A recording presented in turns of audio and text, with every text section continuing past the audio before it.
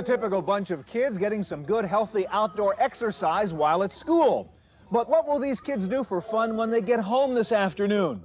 Odds are they'll go inside to play with one of these things, a Nintendo Game Boy or an NEC Turbo Express. It's hard to find a 10-year-old boy who doesn't love to play video games. Today we'll take a look at the fascination and the technology of computer games on this edition of the Computer Chronicles.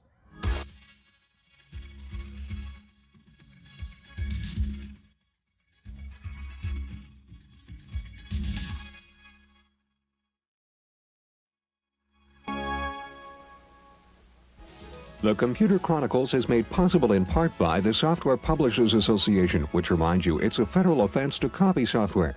The SPA provides information on how to stay software legal. Funding is also provided by PC Connection and Mac Connection, and by Byte Magazine and Bix.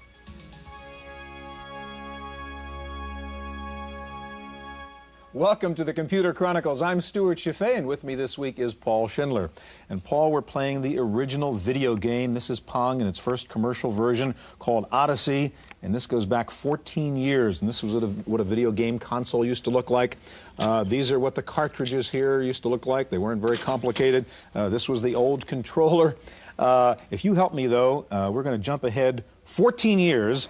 And of course, this is Super Mario on Nintendo. Video games have changed quite a bit, obviously.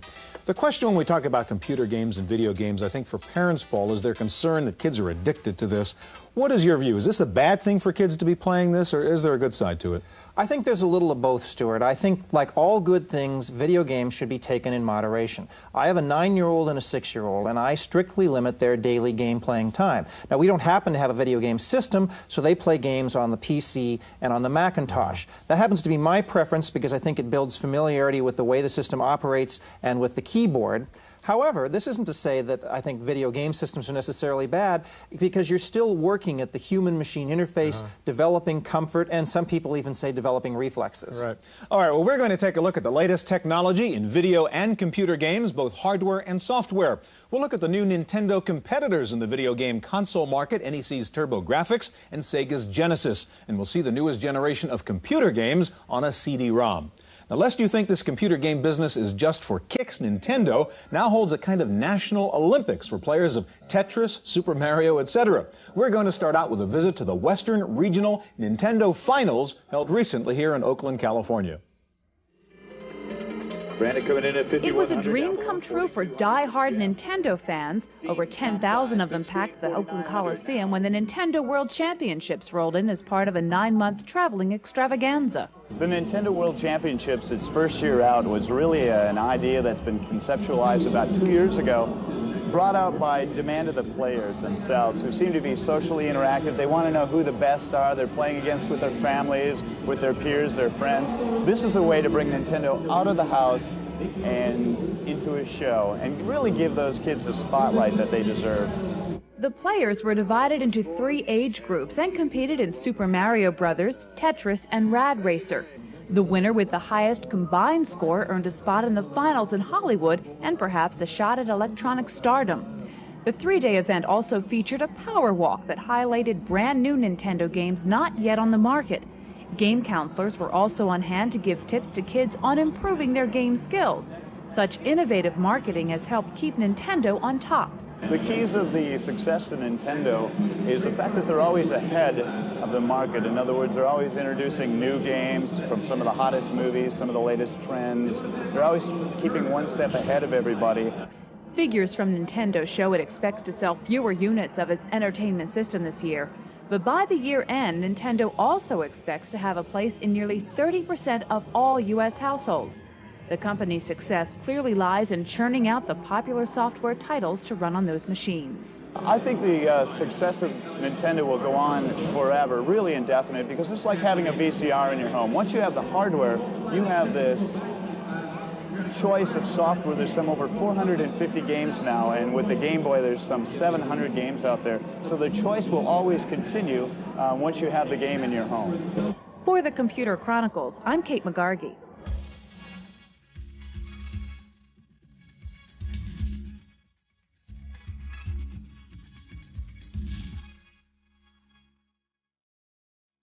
Computer games can be educational, and one good example is the newest game from Maxis called Sim Earth. And here to demonstrate the game is designer Fred Haslam. Also with us to show us the latest wrinkle in game software on a CD-ROM is Dave Reardon of Cinemaware. Paul? Fred, when you're designing a game like this, how do you balance the entertainment values versus the education values? In this game, we wrote something that we wanted to write that showed a lot of the basic principles of how the planet works. And we hopefully made something that would keep people entertained in the process. All right, give us a look at Sim Earth here. Many viewers are familiar with Sim City, and I take it this is sort of the next evolution, if you will, from there.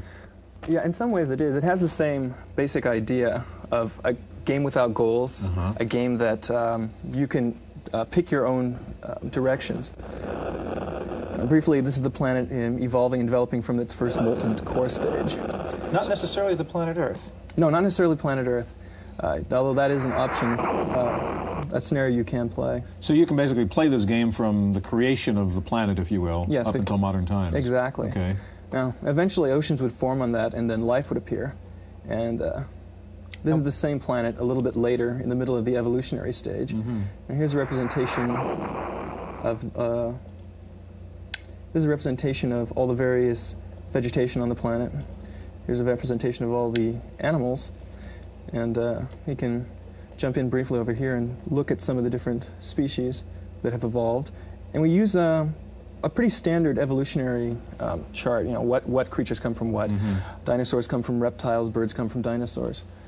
Okay, as you move ahead, I take it at any stage, I mean, as player, you can mess around with the variables and change things and so on. Yes, you can. You can directly interact with the planet. You could, for example, drop a meteor on something. Or put in a rainforest somewhere. Yeah, I take it you deal with some of the current environmental issues here? Yes, we do. Some of them, not all of them. So when you put in a rainforest, then the planet itself and the life interact with that, and it either grows or shrinks depending on what would actually happen under those circumstances. That's right. Now, to look over here and find where the cities are located. Oh, there they are. And on this demonstration planet, it turns out people weren't the winners. Is that right? Yes, that's right. The reptiles became intelligent on this one. One of the fun alternatives to try and do is to try and pick a class of animal and make that the intelligent life. Insects, for example, is a very good one to try for. Now, this planet is developed using only bio, solar, and hydro energy. Has never touched fossil fuels. And I'm going to give them free rein to use that right now. And show you. And guess what'll happen? And show you kind of what happens to the planet. So, we're ticking off geologic time here now on a planet that just started using fossil fuels. Right. Actually, we're up to the point where we're going in tenths of years, and you can see the atmospheric temperature. And as you watch, it'll slowly increase. And this will have a dramatic effect on the vegetation. The yellow is desert. Yeah, a little greenhouse, a little desert. Yes, and the desert will start to grow. As I said, games can be educational. Huh? We want to turn over to David now and take a look at your newest thing from Cinemaware and explain what the hardware is so we know what we're looking at. Well, we're looking at a standard PC with a CD-ROM drive attached to it. Now, this can either be a standalone CD-ROM drive or in some of the new computers that actually include the drive. Okay, let's take a look at the game you're going to show us here. Okay, the first thing we're going to see here is the title screen. This is Defender of the Crown. This is our Robin Hood story. Right. Cinemaware basically takes our favorite movies and makes interactive versions out of them. In this particular one, you're trying to become the King of England. Okay. Now, the thing that you'll see first is, and hear first really, is that this is a full orchestral score coming off of the CD-ROM. We went back and actually orchestrated the whole thing for this version, and the music is quite spectacular. I'll just click through this quickly now. Now, you get to choose to be one of these 4 knights, if I can get the mouse up here. And then he will respond. Sword and lance shall bring the Norman dogs to heel. That's also coming off the CD-ROM too. You get the voice of the character, which is really key to making it movie-like. Now here's a little storytelling. You were greeted by your old friend Robin of Locksley. Many years have passed since you served with Robin and So there's our friend Robin, and he will come to our aid 3 times in our search to become the king. Now you can form alliances and you can attack other castles and so on. What about the action part here? Well, we're going to get to that right here. Guys? Sure. Okay. Now here's the map of England. You see the existing castles. You also see your resources. And then I'm going to have some options here. Now you can see I can hold a tournament, go raiding, and so on. So I think the first thing I'll do is I'll gather everybody and hold a tournament here. So Are you picking up some of the video from the CD-ROM as well? Well, all the computer code is on the CD-ROM, that's see. correct. Yeah, so we have better animations like this. And then you'll see the trumpeteers come in here with a big fanfare. And I'm just going to click through this so that we can get to the thing. Now here we are, Wolfric is a decent jouster. And we're going to pick an opponent. The tournament begins. Again, the animation is a lot better than we can do because we just have more space on the disc. I'm going to pick Edmund here, and we're jousting for land instead of, or for fame rather than instead of land. And now you're going to see the movie shot of him riding out. This is us. Little establishing shot. Yeah, there. little establishing shot. And then we're going to cut to the player's point of view on the horse for the actual joust. Now, see, I have control of the lance here. That's your mouse movement. That's my mouse movement, and he's. Oh, I think he got me. I think it does look like you missed him. I'm toast. Yeah. And then you'll hear a little audio feedback here about how you did. Thus ends your day in the lists of Ashby. You were not champion, but your deeds will be remembered.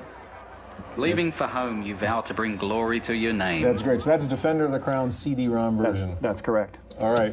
Well, there's no question that kids are fascinated by video games and computer games, but why? Well, we went to a video game arcade to find out. The road to success is a bumpy ride fraught with complicated twists and turns. But ask any of the kids here why they play, and the answer they give is simple. It's pretty fun. It's kind of hard, though. I just like playing it at school. It's fun, like, because you like playing basketball and you can punch each other and everything. This video game arcade in Mountain View, California is typical of those scattered around the country. Children pile in shortly after noon on weekends to match wits with an electronic bad guy.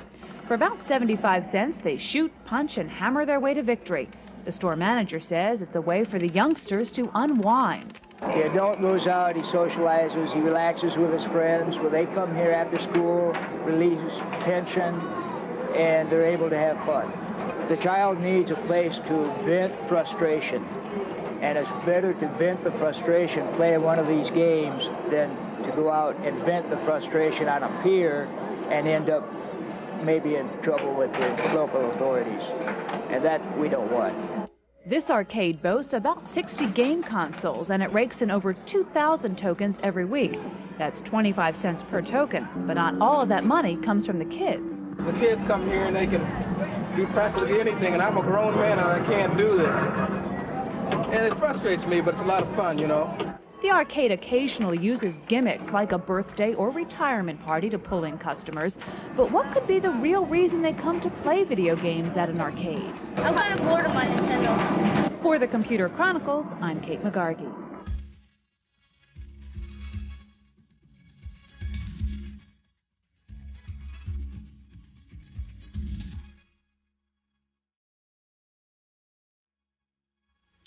Well, Nintendo has sort of owned the video game market for the past several years, but new 16-bit game machines from NEC and Sega are challenging Nintendo. Here to show them off are Al Nielsen, Vice President with Sega of America, and also Bob Faber, Vice President with NEC Technologies. Paul?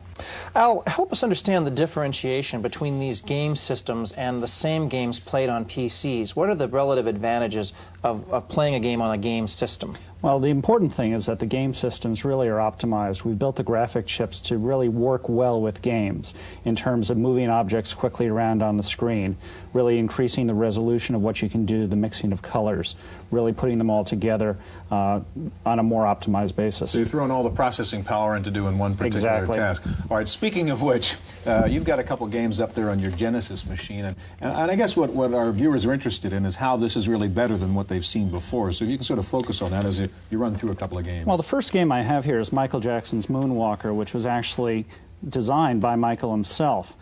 The important thing was really trying to make his animation-like quality, cartoon-like quality in a video game, not small moving characters.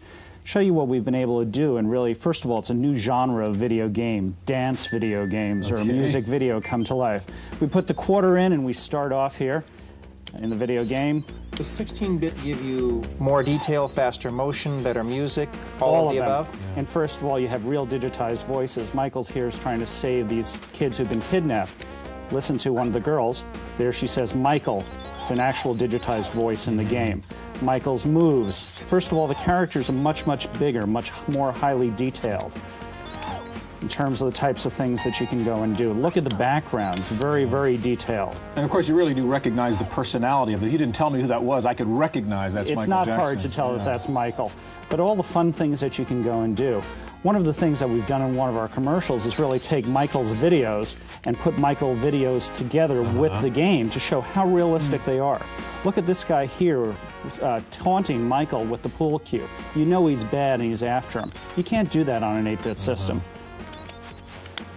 In terms of pricing, what's the console cost and what do the cartridges cost each? The cartridges are $49.95 on average. The Genesis system here costs $189.95 for the game. Okay, we have one more game we have time to take a look at. If you could switch that over there, Al.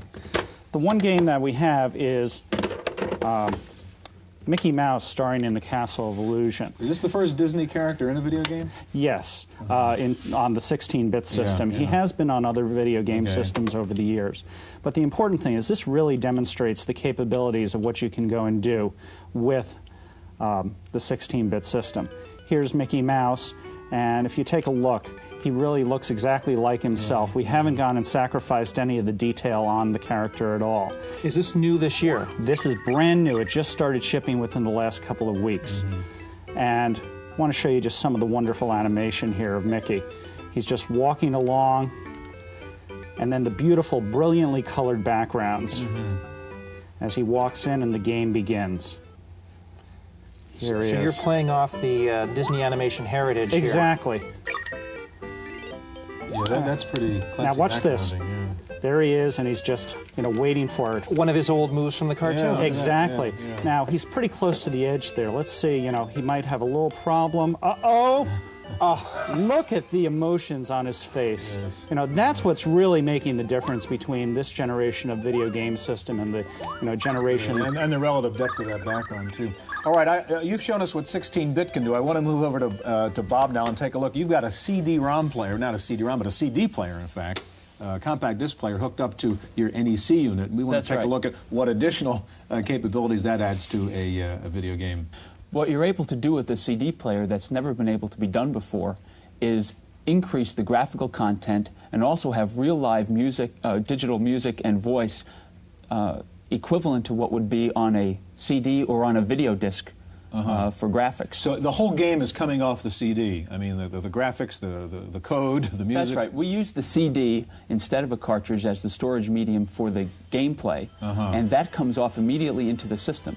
And then the data for the music and for the voice and for the animation comes down in a streaming path from the disc. And what's that extra interface box cost? Is that very expensive to get into this? Assuming you already own a CD player. Well, you have to buy the CD player to go with the system. Right. It's $399. All right, I see the game is up here. Describe what's going on here. The ideal utopia. This is the introduction of the world East. And what's revolutionary about it is that we're able to have, as you can hear in the background, a real description from a person who brings the player into the game and into the world, and brings them in and gives them the sense of realism and a sense of a real community that hasn't existed before. So you've got a storybook reader here, which obviously you can't put on a cartridge. Exactly. Yeah. How much is the game? The game itself is $60 retail. And I guess you got pretty sophisticated graphics coming off that. They're coming off the CD also? That's right. They come directly off the CD. To the empty abyss of This is an adventure game? It's an adventure role-playing game. What it really does is push the technology of interleaving data and audio together. It's pushing the pioneer area. Are there many titles out now in the CD form for the NEC? We have 6 titles out now on the CD, and we'll have, beginning next year, 1 a month or more. Bob, we have just about a minute left, and I know you have one other cartridge, got a standard 16-bit game. If you could show us what that looks like on your NEC console. The second game is called Bonk's Adventure, and it's a real hit game. It's one of the biggest games of this year. Bonk is a lovable character, and again, he's taken advantage of the 16-bit Rather than graphics. a crude, faceless creature, what we have here is somebody that, in the same sense as a Warner Brothers Daffy Duck cartoon, shows some facial personality. That's right. He's got a real personality. You'll see what happens when he gets hit. His eyes get big. He uses his head. He's a cave doo-doo whose only weapon is his head. Yeah, so really watching this, I mean, you're looking at, if you don't mind, a kind of Mario kind of thing, only but with more personality, more characters, which you're able to get in here with. That's with right. The 16 more bits. realism, more depth, greater colors. Okay. Guys, thank you very much. Well, what is the best game system, and should you let your kids play them? Well, we'll ask an expert in just a moment, so stay with us.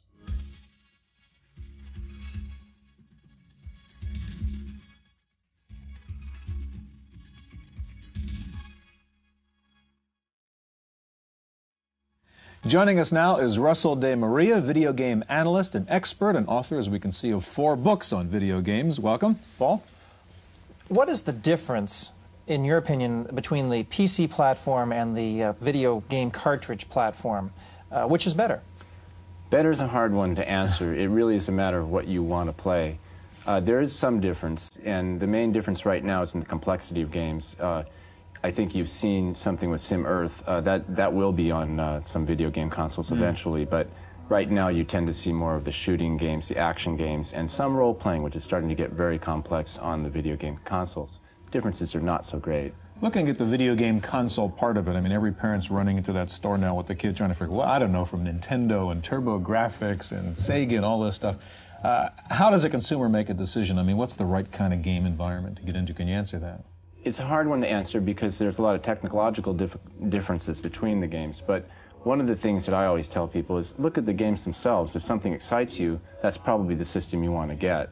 And you may have to make some choices because there will be exciting games on all systems. It's the same old computer story. Start with the software and get the hardware that'll support that. Exactly the same principle. Yeah. I'd like to get to the question that Paul and I started out with at the very beginning, because the concern is about the video games and almost addiction, as you know, that young kids and certainly boys have for playing a lot of these video games and computer games. Is it bad? Is it good? What should a parent do where you got a kid who just won't stop playing the games? My feeling is that the sense of addiction, which is really more of an obsession, is something that comes from environment and from a lack of communication. I really like to see parents actually talk to their children and say, what are you doing here? And you'll be amazed to find out that children will say, oh, I'm doing this and that and the other. They'll find out there's a lot of procedural thinking going on, even in action games. And the more you're interested, the less of an issue it becomes. We all know that children make issues out of things that we object to. Do you limit the game playing of your own children? No, I've never had to. The only thing I limit is if they start to get too worked up in the game, get frustrated, I have them calm down and stop, slow down. But as far as the other thing, I've never had to. They play outside all the time, and they only play games some of the time. Quickly, and last point, what about the violence in some of these games? Does that concern you? It does concern me a little bit. I see games as a platform to the future with simulations and learning, and I think we're going to have to deal with what people want. Violence seems to be part of it right now, but I think it's leading to much greater things. Russell, thanks very much. That's our look at video games and computer games. Stay tuned now for this week's Computer News.